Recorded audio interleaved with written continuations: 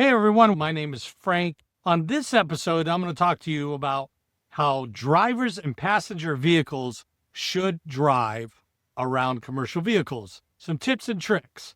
We are in Pennsylvania, about to get an annual DOT inspection. I tried to get one done yesterday, but we had three of them. Three places tell us that they couldn't do it. So now we are in Pennsylvania and we're going to get one done in about 2.5 hours. We also worked on our generator. The alternator went out. Very expensive alternator. Finally got it fixed, something we've been trying to do for a couple of months.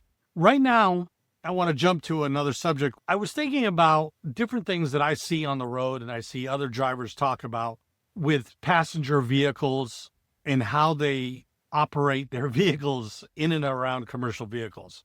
In the industry, for those of you that aren't in the trucking industry, truckers refer to passenger vehicles as four-wheelers.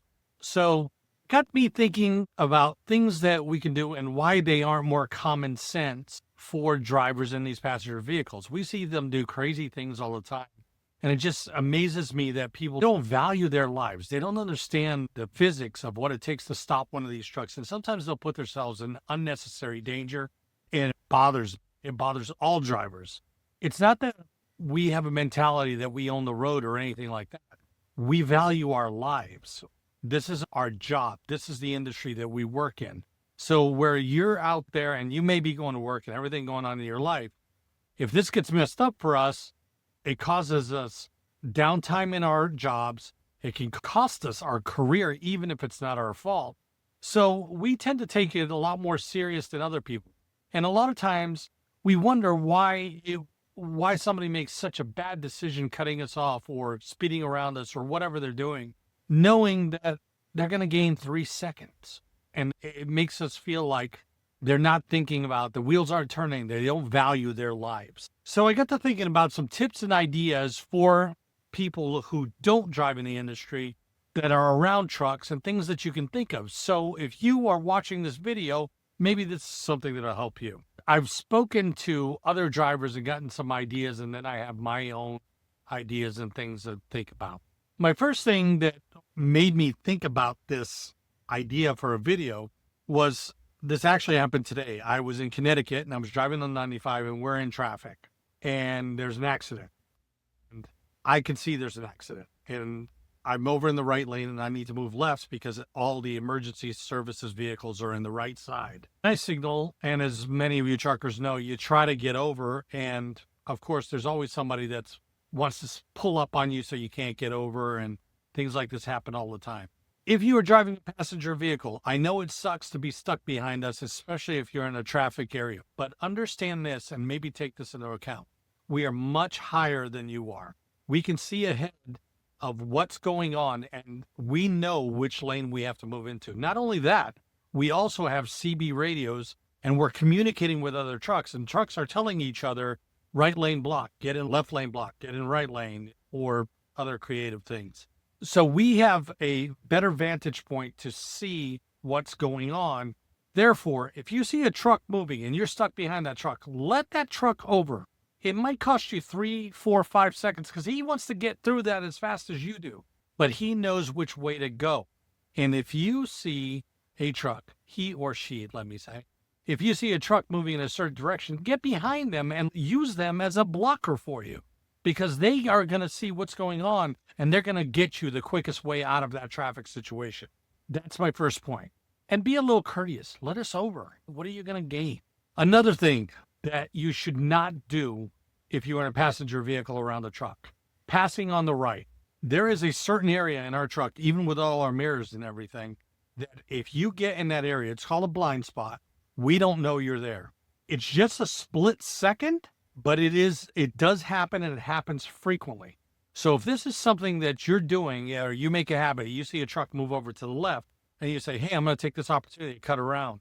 Usually there's a reason we move into the left lane. If we're in the right lane and we move into the left lane and you're passing us on the right, you're either going to take the chance of us being in our blind spot when we decide to come over, or whatever we're moving over to avoid, you're going to come up on quicker. Sometimes, a lot of times, you may wonder, why did that truck move over? If there's a truck broke down in the emergency lane or anything in the emergency lane, we as drivers, by law, are required to move over to the farthest lane away from it.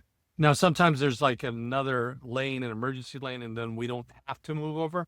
But most of the time, if there's an emergency vehicle, a truck broke down with triangles, or even a passenger vehicle broke down, we will signal left, move into the left lane, or hammer lane as we call it, passing lane, and to give that vehicle room in case somebody walks out, in case something's going on, give emergency personnel. There's way too many videos out there of people getting hit on the side of the road. And I could not live with myself if I did something like that. If we move over into your lane and you're coming up on us, about to pass us, and a lot of us are speed limited from 62 to 65 miles an hour.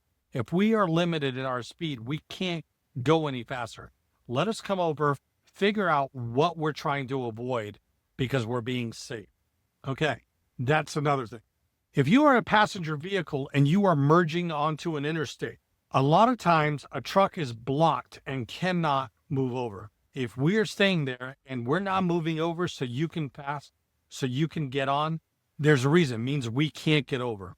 Legally, we're not obligated to move out of the way so you can get on the highway. We're not obligated to brake, though we tried to, because it makes it for a safer situation.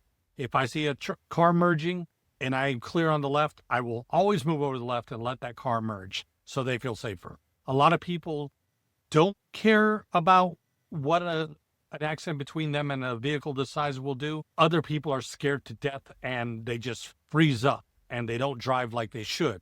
Both of them are equally bad.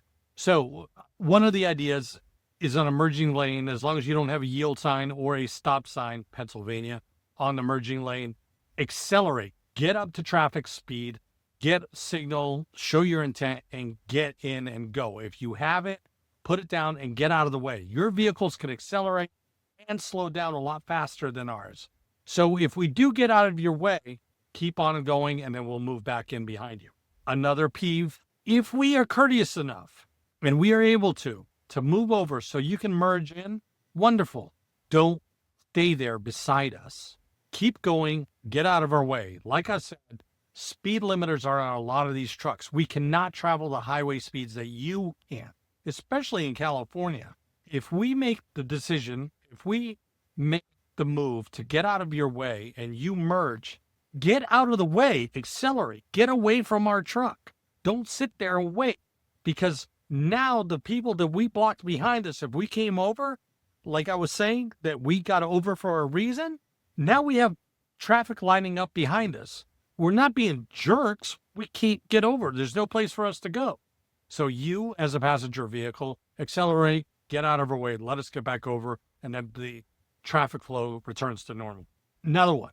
There are a lot of passenger vehicles that are out there that are very courteous to us drivers. A lot of times we need to come over for what, like I just talked about, and we are trying to come over and there's a passenger vehicle that flashes his lights or turns off his lights or signals us that it's clear for us to move over. We love that. Thank you very much. We appreciate it. If you do that, give us room. We need to know how much room is back there for us to merge over. We have a box on our truck. A lot of tractor trailers have the trailers. We have a box, we have a trailer, we have a car trailer, we have a flatbed, we have a lowboy with a big piece of equipment. We need to know how much distance. Not only give us the room, but back off a little bit so we can see the clearness. And when we're clear, then let us know that it's okay to come over. If we don't come over right away, it's because we're not sure that we have enough room to make that safely. These are just some things that popped into mind. Hey, thanks for watching the video. I hope that you found some information that you could use. If you're interested in more videos like this, check out this video right here. And if you're interested in expediting or trucking, or you have any questions, make sure you check out the link below.